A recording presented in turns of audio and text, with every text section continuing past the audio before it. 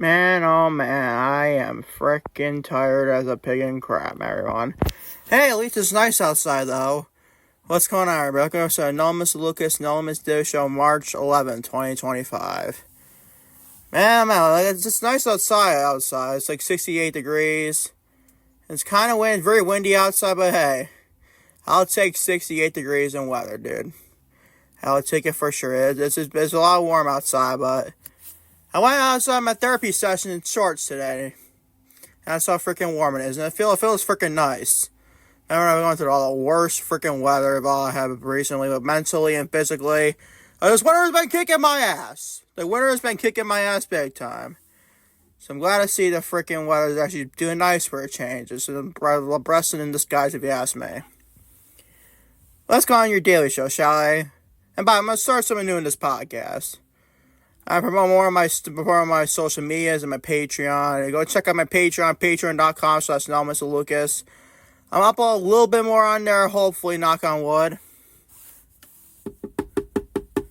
I'm inside my studio, by the way. I'm not knocked in the studio, I'm holding my desk on my computer and everything. So there you go. I'm going to try uploading on Patreon, but I'm not going to make too sure about that, because there's a lot of stuff I upload on. Being YouTube and all audio platforms on this podcast distribution, obviously. Also, go check out my Twitter, twitter.com/LucasEAllen. Also, my Facebook, facebook.com/AnonymousLucas. Instagram.com/AnonymousLucas. And TikTok.com/NLDS as well. Go check out my social media, to say the least, dude. Go check in my players. I'm going to try to upload a lot more content on the medias, platforms. And also, obviously, your Spreaker and your audio platforms as well. You're seeing this podcast, also on YouTube as well. YouTube is also very important to me as well, big time. So go check out my media, to say the least. If you're watching this on YouTube or Spotify, or leave a comment down below, honestly. Leave a comment in this video or podcast you're seeing us on Spotify or anything like that. Spotify and YouTube comments can do very well for this podcast, to say the least. So you can say hi to me, what's your favorite color? You can say that, well, I don't mind that whatsoever, in all honesty. Just leave a comment. You leave like 20 different numbers in one comment. I don't care. As long as you leave a comment, it helps out the algorithm big time for the podcast. So thank y'all for that, to say the least. What's on tap for your Anonymous Daily Show today? Well, I'm glad you asked. We're going to go back to your weekly television, your pay-per-view, obviously, highlights and everything. We're just going to do that back again in this daily show. So AEW Revolution 2025 highlights. Discuss that.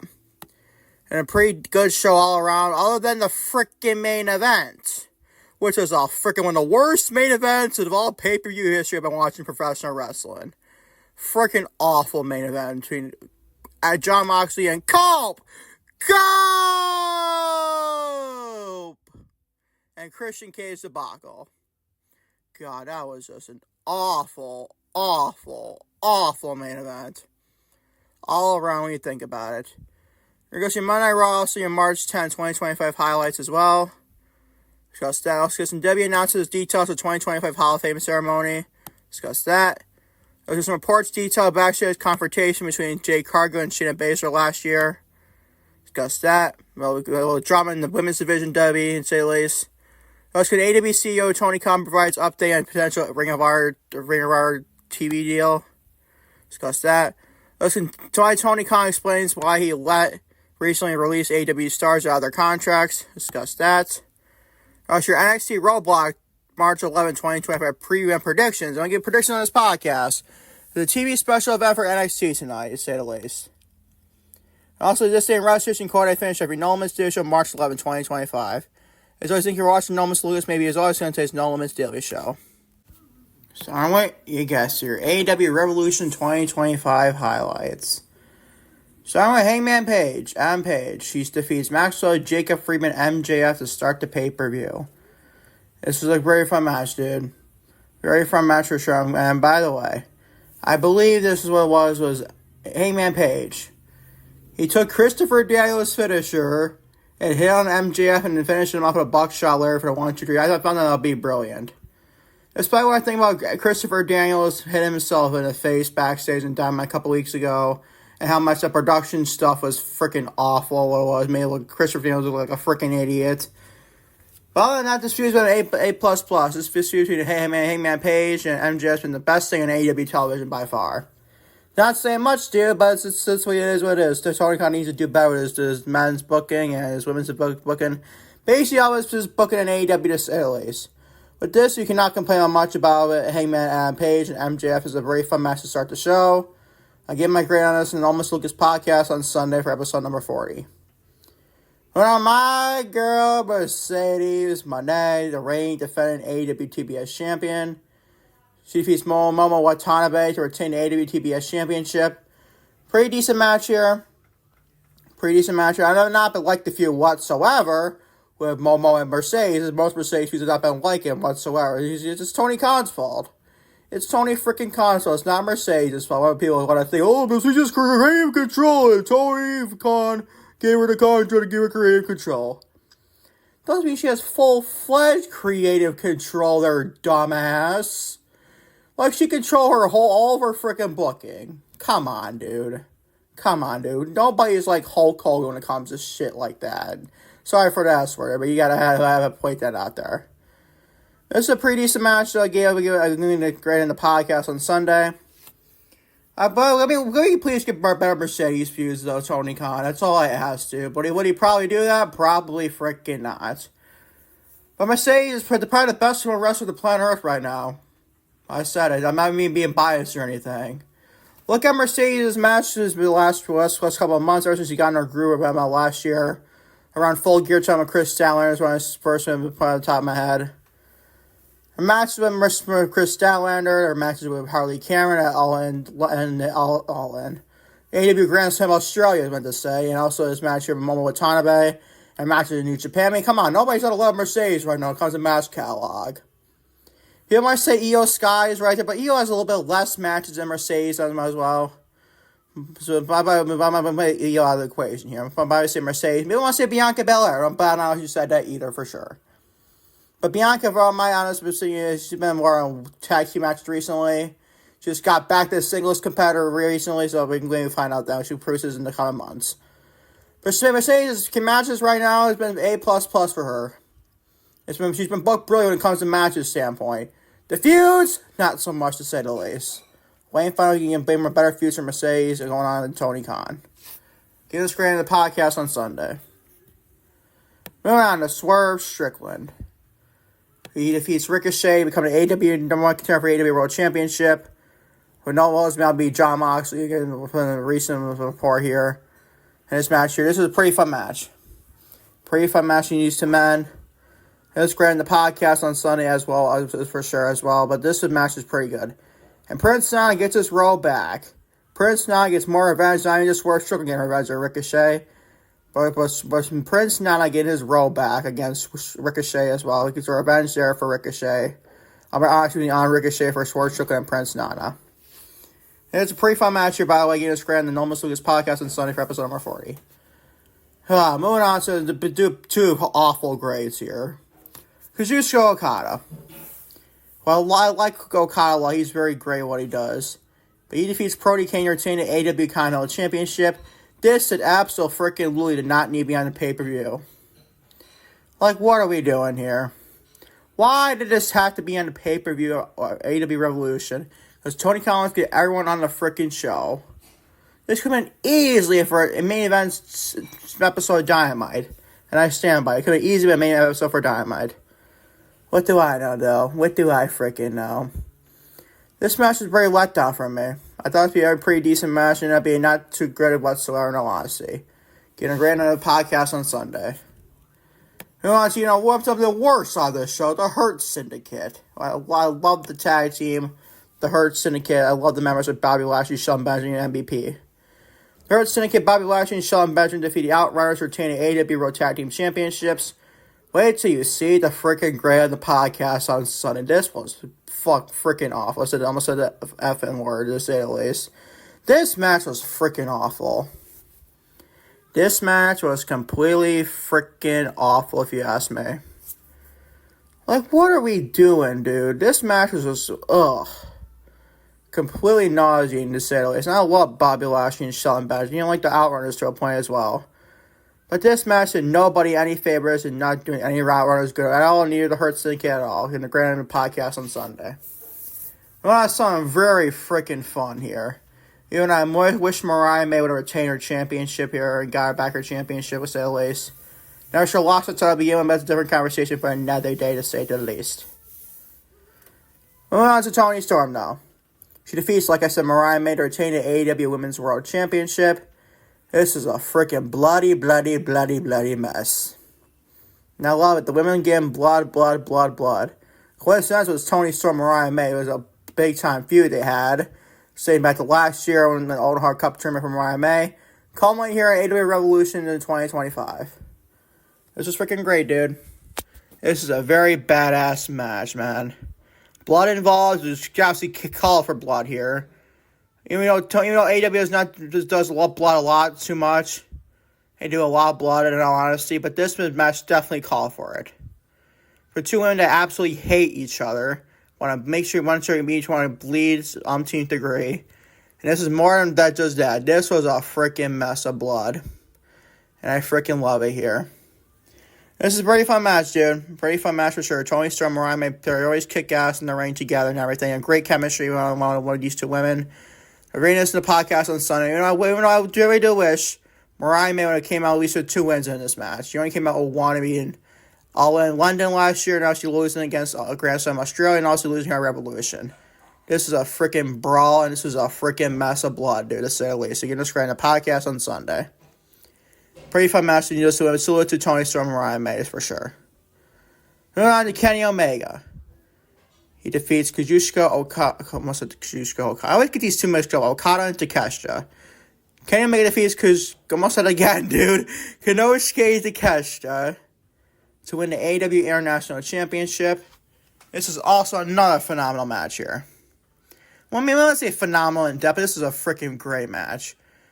And the right outcome here won. Kenny Omega won to win the AEW International Championship. Ultimately, probably him defend on a unification match at AEW All in Texas with, like I said, Kazuchika Okada for AEW Continental and International Championship unification match. We don't need those 2 championships in separate divisions, dude. We just don't need that. Like, we don't need it whatsoever, dude. We don't need it at all. So I hope the God, Tony Khan unifies these both championship. And the right match here is Kazuchika Okada and Kenny Omega. It's the right outcome for this match here, for sure. Pretty badass match, too, by the way. Get us in the podcast on Sunday. Moving on to Will Ospreay. He defeats Kyle Fletcher inside the steel cage. I must give him a spoiler grade here. Oh, my God, dude. This was freaking great of a steel cage match, though. If it wasn't for the Raw main event match of Raw with that steel cage match in CM Punk and Seth Rollins, it's probably the best steel cage match all week.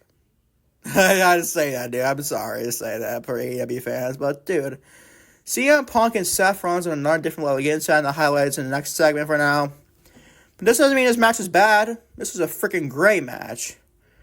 I'm a big fan of both Ospreay and Fletcher big time. I kind of wish Fletcher would have got the winner, maybe build him up a little bit more. But then again, he lost against Ospreay lost against Fletcher a couple of times ago. And gets his umpteenth revenge here of being Kyle Fletcher inside the steel cage. We're just going to the podcast on Sunday. You see, other than the Outrunners and the Hurt Syndicate and Kazuchika Okada and Brody King, this is a pretty good show, right? But until you get to this main event debacle we saw on Sunday night. Jon Moxley defeats Cope man himself, Adam Copeland, to retain the AEW World Championship in the main event. And after the match, oh my God, this isn't going to get any freaking worse. Nothing against Adam Copeland. I love Edge to dear. He's one of my favorite wrestlers of all time. But this run, AEW has not been good enough. So, Cope changed his name, obviously. It's freaking nauseating, to say the least. And his Death Rider's crap at Jon Moxley's even worse, honestly. It's even big time worse. But after the match, Christian Cage attempts to cash in his guaranteed contract. He wanted to AEW All in London last year in a Casino Gala match. And he gets guaranteed AEW World Championship shot, but failed, and as Moxley retains. Oh my God, dude. This was freaking awful. To think people had ideas like Jay White potentially stealing Christian Cage's contract and cashing in against Adam Copeland, who probably won the championship here, people predicted. Also, you're not getting neither one of those decisions, with Copeland the championship or Jay White cashing in. Now you get one of that. You got Jon Moxley walking out of Revolution in Los Angeles, California, and Crypto.com Arena, still the world champion. What the flying hell are we doing here? And the Death Riders storyline, Tony.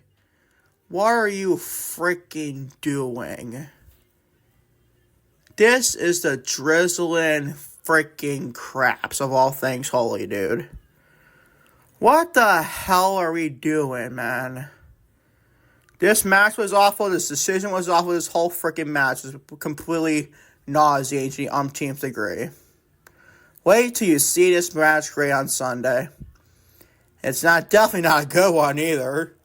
Not even close to a good one whatsoever. But wait till you see this great on Monday. You're going to be like, whoa, well, he was against this match. Well, it's not against either one of these competitors in this match.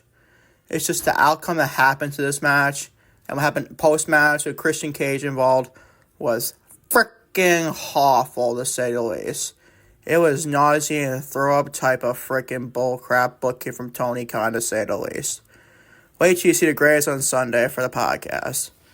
Now is your Revolution highlights for 2025 for sure. AEW Revolution highlights for 2025. Moving on to your Monday Night Raw.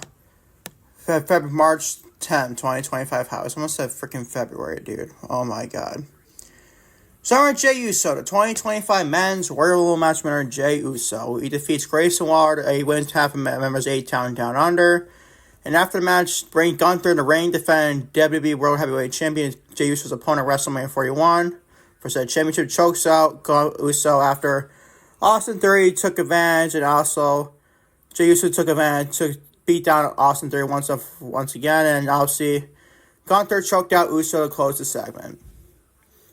Not bad start to the show. Obviously not the greatest start to the show you want to see, but it was whatever, honestly. This match is whatever. This is the start of the show. All two matches, including the time of the Tornado Tag Team match, get into a minute as well. But the first 2 to 3 matches, not the greatest starts whatsoever, in all honesty. I give us the Granted podcast on Sunday for sure. Jey Uso and Grayson Waller, also Gunther get involved as well. On Logan Paul, he calls out AJ Styles and Andrew Schultz, so I don't know who the hell this dude is. People can maybe some social media influencer, I guess. I heard he's got like controversial takes of racism. Obviously, I'm not going to get into that because it's not my cup of tea to get into, but whatever. So I don't even know the dude's name. I don't even know he existed until last night. This is how freaking bizarre this segment was. Logan Paul calls out AJ Styles and Andrew Schultz gets made fun of by Paul, and Styles chased Paul away. Almost putting a phenomenal forearm on Logan Paul to close the segment. This was bizarre beyond bizarre can be, dude. Bizarre beyond bizarre can be, in all honesty. And probably at your match at WrestleMania for AJ Styles. Now, I don't like that, dude. Logan Paul's a great pro wrestler, dude. Don't get me wrong. Logan Paul's a great wrestler.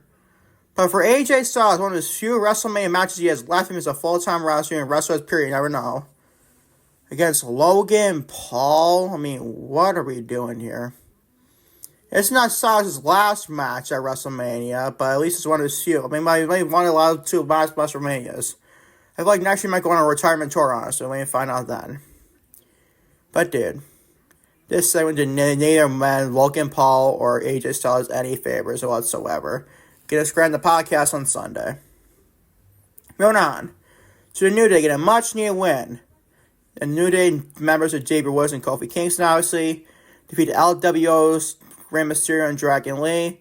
And a tornado tag team match, thanks to their masked man, came out to the ring to cost LWO members the match. Probably being, obviously, Chad Gable. But then again, Chad Gable backstage in the segment made himself to be as his masked man was obviously taken out of the arena, obviously. He was not Chad Gable under the mask. So that could be very interesting, in all honesty. It's just probably Chad Gable being the prick that he is as a heel. Probably just being like, oh, I did it all along, people. It was like Vince McMahon. I hate Vince McMahon at that, but this is actually a brilliant line for him. It was me, Austin. It was me all along. The meme you see on social media, the gifts and everything. Oh my god, dude. I just find a bit hilarious. I know I hate Vince McMahon's the umpteenth degree, obviously. But probably with Chad Gable probably being like, he look like a security guard or something, put just his mask underneath the security guard's mask and everything. It's probably all it is that. It'll be interesting to see if it's somebody else, but maybe it's Ray Phoenix. Or Holly Dawes or Ray Phoenix. Dude, we need to find out then.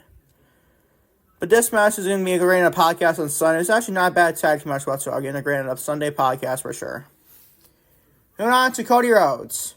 He has a promo that mentions John Cena will be on Raw next week on Netflix. Which, by the way, I heard it starts at 3 o'clock p.m. Eastern Standard Time on the East Coast. Kind of interesting to see. At least for the next 3 weeks, I think, right? I think it's the next 3 weeks, honestly. Kind of interesting to say the least. 3 p.m. for a weekly television show. Okay, bro. Okay, should be very interesting to say the least, man. We kind of interesting during the week when people working and everything. It's kind of interesting to say the least, but what it is, to say the least, man. To say the absolute crap least, man. But Cody Rhodes has a promo mentions John Cena will be on Raw next week on Netflix, obviously. This is a pretty badass promo from Cody Rhodes. Pretty fun promo for the American Nightmare Man himself, Cody Rhodes. This is pretty interesting to see what John Cena looks like next week on Netflix. Is he bald? Does he gotta do theme music? Does he have fucking Nama's theme music? Wait, final come next week on Monday Night Raw. I'll get into the promos on the Sunday podcast, episode number 40. Moving on to something I absolutely freaking hate on this show. Raquel Rodriguez defeats Bayley, one of my favorites in all men's professional wrestling, Miss Bayley, to become a number one contender for Lyra Valkyria and a W Women's Intercontinental Championship. What the flying hell are we doing here? Why is Bayley on such a freaking losing streak, dude? Again, pinned by Raquel Rodriguez, who has half her talent on honesty. Like, what are we doing here? This match didn't do any favors at all for any women. It was freaking not the greatest whatsoever freaking now. And I get into the Sunday podcast screen. What are we doing with Bayley, dude? What are we freaking doing? It's like, there's one here, she's like, look, dude, what's with the horsewomen? Like, Charlotte Flair's bizarre booking, Bayley's bizarre booking. Obviously, I have Becky Lynch on the thick days, and my girl Mercedes and AEW thriving her ass. I've probably already highlighted the horsewomen right now. But, dude, what the flying hell are we doing with the booking of Bayley, dude? Freaking stupid, if you ask me. Freaking stupid. This match was, and its overall decision of having Bayley took a Dahana bomb to for Raquel freaking Rodriguez, of all people. This grades me off on the Sunday podcast, and another freaking voice crack. Go figure this segment. Moving on to Michael Cole. He interviews the new WWE Women's World Champion Io Sky until Bianca Belair and Rhea Ripley interrupted Sky. Then Sky slapped both Belair and Ripley. After both Belair and Ripley had a little bit getting into aggressive in the ring against one another face to face. And Sky was getting pushed away by both Rhea Ripley and Bianca Belair. And she slapped the living crap out of Rhea Ripley and Bianca Belair. Bianca Belair is so like deaf, dude. Bianca Belair so just slapped like freaking deaf, man. That was freaking great. I saw Bianca Belair. But Rhea Ripley did not much to sell here. And you understand whatsoever. Is she being back to a heel? Is she going to be back to a heel very soon? Wait and find out then. Wait and shall find out. Rhea Ripley's not getting much chance, dude. Obviously, it's an interesting chance to say at least, but it's not the greatest chance you got in the past. Obviously, people with Judgment Days, Liv Morgan, and Dominic Mysterio and everything else about that. Granted, Sunday podcast for sure. But by the way, it's all but confirmed being a triple threat match between Io Sky, Bianca Belair, and Rhea Ripley for a Women's World Championship WrestleMania 41 Las Vegas. Sign me up, boys and girls. Sign me up big time for that. On to your main event. Seth Rollins. He defeats CM Punk inside a steel cage in the main event. Thanks to Roman Reigns pulling Rollins out of the cage and attacking Rollins and then eventually attacking Punk to close the show. This grades me a freaking great-ass great on Sunday. I love the match. I love the near falls in this match. And Roman Reigns coming out and spearing everybody, taking out everybody with being CM Punk and Seth Rollins in all honesty. It was freaking great, dude. And the thing made me the greatest possible. I mean, spoiler alert for the Sunday podcast. The reason for this, not just the match in general. Paul Heyman, the wise man himself, Paul Heyman. He came out after this and everything, and inside the cage he was confronting CM Punk and holding Punk's hand and everything. And so Roman Reigns, you just see the look on this man's face. He was like all possessed. And then he speared the living crap out of CM Punk to close Monday Night Raw. That's going to be very interesting for WrestleMania. Does Paul Heyman turn on Roman Reigns to align himself with CM Punk and CM Punk goes heel? That would be freaking phenomenal storytelling if you ask me, dude. That would be freaking phenomenal if you ask me, man. Sign me up. CM Punk, Seth Rollins, and Roman Reigns in a triple threat match at WrestleMania 41. Be interesting since there's no championship involved in this, but hey, it's three of the biggest stars in all professional wrestling for WWE and wrestling in general at the biggest stage of all WrestleMania, probably the main event. People want to say, oh, but Bianca Belair, Io Sky really deserve a main event, women's main event for sure. And I would agree with you. That'd be a great match on paper as well. But dude, Roman Reigns, CM Punk, and Seth Rollins, three of the biggest stars in all the company. That's going to main event any freaking show, no matter just WrestleMania. I'll tell you that right now. And if that's the case, sign me up, man. Sign me up for sure. Now here's your Monday Raw, March 11, 2025 highlights. And moving on to your wrestling news. WWE announces details for the 2025 Hall of Fame ceremony. With some of the major names announced for this year's Hall of Fame inductee ceremony for WWE, details for the 2025 Hall of Fame ceremony have officially been revealed. This event will take place Friday, April 18th at 10 p.m. Pacific Standard Time at Bell High Live Theater inside Fates in Blue Las Vegas Hotel in Las Vegas, Nevada. The venue that marks the change in tradition, as the Hall of Fame ceremony typically takes place in an arena immediately following Friday Night SmackDown, or Dead Night's Friday Night SmackDown. The reason for that, I think, for this in general, is because SmackDown's going to be 3 hours. And obviously, it's Pacific Standard Time. You're freaking being like, well, I think it was like 1 o'clock a.m. in Eastern Standard Time. It's freaking bizarre, if you ask me. That's an interesting conversation for another day. Okay. It's a freaking hiccup there, man. It's a freaking hiccup. WWE's press release and event touted that the theater's capabilities and size was spans 90,000 square feet across all 3 levels. The company also referred to the Payment Blue Hotel as the official host hotel for this year's WrestleMania 41, which will take place April 19th and 20th in the nearby Allegiant Stadium. As part of that partnership, the hotel's website is currently offering a lower rate for WrestleMania attendees, a freaking voice crack, who book a room through their website.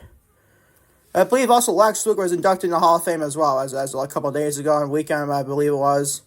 Shout out to him, then. Much deserved for Lex Luger being inducted in the Hall of Fame. Be interesting to see what the Hall of Fame does this year and everything. You see Triple H, Lex Luger, and guys like and gals, and people, Michelle McCool is also inducted as well. It's interesting to see how the Hall of Fame, the inductee ceremony produces on April 18th for sure. Keep updating that for sure. Moving on. So reports detail backstage confrontation between Jade Cargill and Shayna Baszler last year. WWE's Jade Cargill reportedly has heat backstage that stems from a confrontation as well as a promo after she returned. The Wrestling Observer reported that a few months ago. By the way, the reason why I'm performing this for Wrestling Observer, I don't like Wrestling Observers or dirt sheet and everything. They're freaking awful. Dave Meltzer is awful, is what he does for sure. But it was always confirmed by Fight was slugging into a minute right here. Before Cargill's injury, she was involved in a confrontation with Shayna Baszler around the time you see Bianca Belair facing Baszler and Zoe Stark. Dave Meltzer reported that half a dozen people confirmed the altercation and said that Baszler wasn't in the fight until management calmed the situation. Fightful Select reported that those backstage were initially quiet about the altercation. The outlet said word backstage was that Cargill took the issue with something and said something like Baszler needed to learn how to work. Though those close to Cargill deny that. Fightful reported that the comments stemmed from a match in Scotland, presumably cost the cash where Cargill tapped out and wasn't supposed to be the finish. Those close to Cargill said she was apologetic backstage and was disappointed in herself and how it went down. Which is obviously great for her to say that, because that was a very bizarre spot. Obviously, the referee looked stupid seeing that. But then it's not a full finish and everything, but dude. At least Jade Cargill he thinks it's my bad. She said my bad for sure. Shout out to her for that. After she returned to Elimination Chamber, Cargill released a promo on her social media where she commented, those There are wolves in the shape of women all around me. Fightful reported that got the locker room talking. And one talent told the outlet that the promo was taken personally by a number of people who kept the backstage incident with Baszler quiet. This is freaking bizarre if you ask me. People get so sensitive. What is this? AEW? They're WWE women? Come on, dude. Come on, man. Come on. Don't be like freaking All Elite Wrestling and getting the fights backstage. Let's not do that. Shall we please not do that? Thank you very much. Her absence reported got heat in the locker room as well. Fightful started telling her that Cargill was asked for a mandatory holiday tour off. And following that, a sustained injury that some people doubted that it was real. And that's why she mixed reports that Cargill's her injury emerged. W officials confirmed that Cargill was injured and was ready to come back even earlier than she did, but had to be cleared by W doctors. As for this freaking confrontation, this is just so weird, dude. How do you freaking get so pissed off at Jade Cargill? She said and she was apologetic as well. Be so pissed off to the point where you want to freaking be an asshole. Come on, Shayna Baszler. You gotta do better than that there, Shayna, in all honesty. Want to put in chokehold me? I don't give a crap, dude. I don't give a... Just stand like it freaking is, dude. You gotta be better than that as backstage or women's professional wrestlers, if you ask me. Moving on. AEW CEO Tony Khan provides update on potential Ring of Honor TV deal. Good luck, Tony. You're gonna need a lot of help for that, for sure, in all honesty. Tony Khan's talent in Ring of Honor has been harshly criticized by the face fans of the promotion. Gee, I wonder why, dude, because it's so irrelevant to the point of what's the point of having the promotion, to say the least. The criticism often pointed out to how the once prestigious promotion has been delegated to a developmental brand instead. Many believe a television deal could help Ring of Honor return to its former glory. Sure, dude. And as such, Khan is often pressed on the matter. Ahead of this past weekend's AEW Revolution, Khan held a media call when he shared an update on his status of his efforts to get Ring of Honor on television. We've had a great conversation about it, and domestically and internationally, and I want to make sure that when we make a deal, the best deal possible. Good luck, Tony. You're going to need a lot of help for that, Khan explained. So I haven't been rushing. We have so many exciting things that happen here around AEW right now. Like what, dude? That main event of Revolution sir was so excited, right there, Tony? Yeah, said nobody ever. The AEW president then pointed to Dynamite Collision's recent successes on streaming as well as AEW's partnership with Amazon Prime Video as indicators of a success for what we want to achieve for Ring of Honor. I lost my notes there for a second. I think as we're getting all of our business lines in order and plan these new revenue streams, I do think Ring of Honor has so much potential. Where, Tony? You said, man, sure, I've been treating like potential there, right, Tony? Said nobody ever. Khan added, I think that we had a great final battle show at the Hammerstein Ballroom this year. Additionally, he pointed towards the progress of wrestlers signed to Ring of Honor and how he thinks they're currently doing great things. I can't say for sure when who are aware what that a TV deal will happen, but it's definitely something we're interested in and have been putting time in, end quote. He is not getting no TV deal. He's not freaking not even close to a good one, that's for sure. Like, who the frick wants Ring of Honor on their streaming platform? Who? In 2025, this is like past Ring of Honor, it's a different story. But who the hell wants Ring of Honor on their TV deal? Who the hell would want that? And especially this day and age of Ring of Honor. Tony Khan, you're going to crap out of luck if you ask me, dude. Because you're going to treat Ring of Honor like a prestigious thing once was, for sure. Moving on. Tony Khan explains why he let recently released AEW stars out of their contracts. In the past few years, AEW has begun to release several stars after initially signing many who parted ways with WWE around 2020 to 2021. But while nowhere near WWE's infamous mass releases, it's still notable when it happens, when it does happen. The most recent names to exit AEW were Ricky Saints, former Ricky Starks, obviously, Malachi Black, and Ray Phoenix, who all appear on television, frankly, at some time and held gold in the promotion. During the media call ahead of AEW Revolution this weekend, Tony Khan was asked about why he decided to let go of these three aforementioned stars and what he uses to factor into the decision to release wrestlers. He says, as I quote, it is a case-by-case basis. I think everything is really a case-by-case basis, he explained. There was a change and from what I've been doing, but it just felt like the right thing for the company and everyone involved at this point, he said, quote.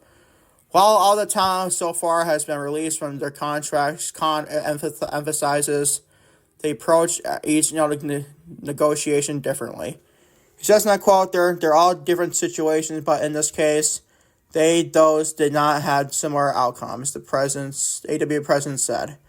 Pointing out that it's a fair question considering how differently he has approached releases in the past. Khan also stated that he simply decided that it was the right thing to do in the case by letting these former AEW stars out of their contracts. He's obviously right there, give him that. But he doesn't book these guys whatsoever great instantly. That's why you gotta get rid of them. If you're not booking these stars good, what's the point of having them on their contract? You're not booking them whatsoever good or even at all, in all honesty. So probably had a lot of people out after his ass probably for not booking these guys correctly, and I want to get him out of here for everything. It would save money in the long run for sure. Keep up there with Ricky Starks, Ricky Saints now, Malachi Black, and Ray Fink doing potentially in W and beyond at this point for sure. Moving on to your NXT Roadblock February, do it again. March 11, 2025 preview and predictions. Moving on to Stephanie Becker. So we're starting with Stephanie Becker, the reigning defending NXT Women's North American Champion, versus Julia, the reigning defending NXT Women's Championship for both NXT Women's and North American Championships. I'm going with Stephanie Becker to win the championship, NXT Women's Championship tonight, and retain her NXT Women's North American Championship tonight on NXT Roadblock. Should be a great match on paper, but then again, the reason why for this match stands as this because Julia is actually injured. Probably has to vacate her championship, but not vacate, so we lose the title here of Stephanie Becker. We'll wait and find out tonight if I would assume Stephanie Becker gets the win here. So I don't think Julia needs to be holding the NXT Women's North American Championship whatsoever. So I think Stephanie Becker gets the win here tonight on NXT Roadblock. And this should be main event in there, Shawn Michaels, and not Oba, Femi, and Moose, please. Please, don't have that main event, these two, over these two women. Please, today, Shawn Michaels, thank you very much. Leave my receipts in your comment section below. Moving on, though. So I'm going to Stephanie Becker to win the World Championship tonight and reign her successfully defend her mid-card title. Moving on to Moose. He'll be challenging Oba Femi, like I said, for an NXT Championship. I'm going to go with Oba Femi to retain his championship tonight at NXT Roadblock. Don't see why he would drop the titles with a non-NXT type level wrestler. Moose, he's obviously with TNA, obviously. That's the TNA X Division champion is Moose, obviously, as well. So I'm going to Oba Femi to retain his World Championship tonight at NXT Roadblock. Should be a free, fun match on paper. Keep it updated on the No Minutes Daily Show. So I think it'll be a one from March 11, 12, 2025. Keep it updated if there's any changes throughout the week for sure. For tomorrow, obviously. Go Oba Femi to retain his NXT Championship here tonight at NXT Roadblock. Moving on to Fraxium. Nathan Frazier in action. The best tag team in all professional wrestling, in my honest opinion, is Fraxium. And the reigning defending NXT Tag Team Champions. They'll be challenging the Hardy Boys, Matt and Jeff Hardy, for the TNA World Tag Team Championships. Believe it or not, I'm going to the Hardy Boys to retain their championships. The reason why for this is, guys, I don't think Fraxium needs the tag team titles for TNA. It would be kind of decent enough to belt collector tour for TNA and W with NXT, where Fraxium either tag team champions for both NXT and TNA, but I don't think that's going to happen. I think the Hardy Boys will retain here, honestly, it's not for NXT tag team titles at all for either. So it's going to be, I think the Hardy Boys will get the win here tonight for NXT Roadblock for sure. Keep it updated on No Minutes Daily Show for March 12, 2025. Moving on to Ethan Page versus Javon Evans in New York City street fight. What's with these street fights, man, recently, man? We had Chelsea Green and Mia Yim for the Women's United States Championship on SmackDown for involved in a street fight. Now again, Nathan Frazier, Ethan Page and Javon Evans in New York City street fight. This better be in a freaking street if you're asking for a street fight, dude. You just call it a street fight, people. So that's being a street, you would think, right? Right? Probably not. Probably not, dude. Probably with a no disqualification match, probably what it looked like on paper. with Javon Owens and Ethan Page. I'm going with Javon Owens to get the win here tonight and get his umpteenth revenge on Ethan Page. Moving on to your final match we predict on the show. Roxanne Perez. My favorite non-women's professional wrestler is the lovely Roxanne Perez. She'll be facing Jordan Grace. I'm going with Jordan Grace to get the win here because I don't think Roxanne Perez will be on much longer for NXT. Which means she doesn't need to have this match tonight at NL for Roadblock. She should already be up in the main roster feuding with Bayley already. For WrestleMania season. Like, what are we doing? Why are we dropping? That's another thing I have a problem with Bayley and Raquel Rodriguez. Why the hell are we dropping the ball on Bayley and Roxanne Perez for WrestleMania? She had two non-title matches for the women's division for Triple H. At WrestleMania for Bayley and Roxanne Perez, also Naomi and Jade Cargill on the SmackDown side of things. Well, what does Triple H do? He doesn't have Roxanne Perez on the main roster. Kind of stupid if you ask me, dude. I'm going with Jordan Grace to get the win here tonight at NXT Roadblock for sure. I'll give my predictions stand up as this. I'm going with Stephanie McCurdy to win the Women's Championship and retain the North American Championship. I'm going with Oba Fire to retain his NXT Championship. I'm going with the Hardy Boys to retain their TNA World Tag Team Championships. I'm going with Javon Owens to beat Ethan Page in the New York City Street Fight. And I'm going with Jordan Grace to defeat Roxanne Perez in the match tonight at NXT Roadblock. So that's my NXT Roadblock for March 11, 2025 preview and predictions. And finally, everyone, this day in wrestling history quoted to finish off your No Limits Daily Show March 11, 2025. Turn this day in wrestling history, 1993. Former WWF superstar Dino Bravo was brutally murdered in his Quebec home at the age of 44. Bravo was shot 17 times. Oh my god, man. 17 times this dude was shot? Good golly, man. Allegedly due to issues with local organized crime families. Oh god, bro. Don't want to mess with those people, to say the least. The murder was never officially solved. That sounds freaking awful if you ask me. Moving on, 1996, though. Steve Austin debuted his Stone Cold gimmick at WWF Raw tapings in San Antonio, Texas. And a double countout draw with Savio Vega. A rematch between the two would take place at WrestleMania, I believe this was 12. A few weeks later, Mark Henry also made his first WWF appearance as he's Pressland Jerry the King Lawler.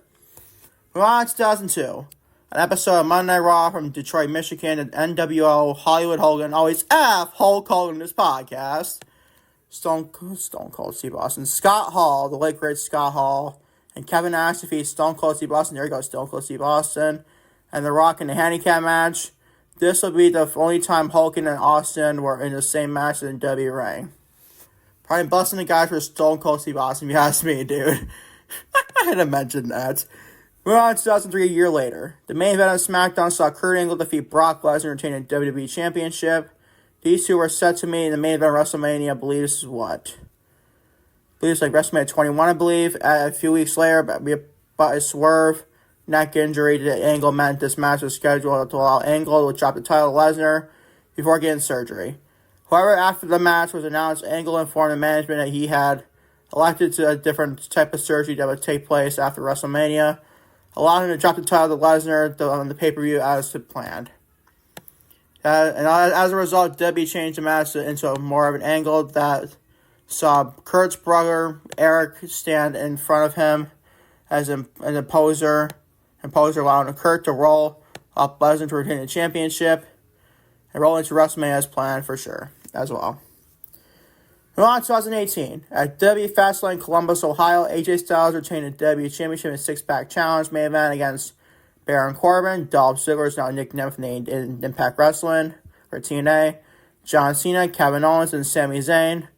As a result of Cena's losing effort in the match and the storyline obsession with featuring on the WrestleMania 34 card, Cena will go on to challenge The Undertaker to a match in New Orleans the following month. Also, Randy Orton defeated Bobby Roode for the United States Championship and Charlotte retaining the SmackDown Women's Championship against Ruby Riott. Moving on to a year later in 2019. Bobby Lashley, who's now in AEW, obviously, the AEW World Tag Team Champions of the Hurt Syndicate. Bobby Lashley defeated Finn Balor to retain the Intercontinental to win the Intercontinental Championship on Monday Night Raw from Pittsburgh, Pennsylvania, and the main event, Drew McIntyre defeated Dean Ambrose as a part of his build-up WrestleMania match showdown with Roman Reigns. So that's 2019. Moving on to 2020. On NXT, a year later, obviously, on NXT from Orlando, Florida, the Broserweights. Oh, God, Matt Riddle and Pete Dunne, man. Broserweights. What a basic name, dude. Matt Riddle and Pete Dunne retained the NXT Tag Team Championships against Bobby Fish and Kyle O'Reilly of the Undisputed Era in the main event. So that is 2020. That is your This Day in Wrestling History. And finally, for your No Mistake Show, March 11, 2020, for your quote of the day. Your quote of the day. No matter what you're going through, there's a light at the end of the tunnel. And it may seem hard to get it, but you can do it and just keep working towards it, and you'll find the positive side of things by Demi Lovato. To finish off your No Mistake Show for March 11, 2025. Absolutely love that quote from Demi Lovato. I'm not going to repeat it because it was a long quote and my voice is freaking shot, if you can freaking tell. That was a freaking brilliant quote from Demi Lovato, if you ask me. Thank y'all for watching No Lucas, No Mistake Show, March 11, 2025. And hope you'll be back tomorrow for your next edition No Mistake Show for March 12, 2025. Until tomorrow for more content, No Lucas, peace and love, everybody. Take care. I love you all.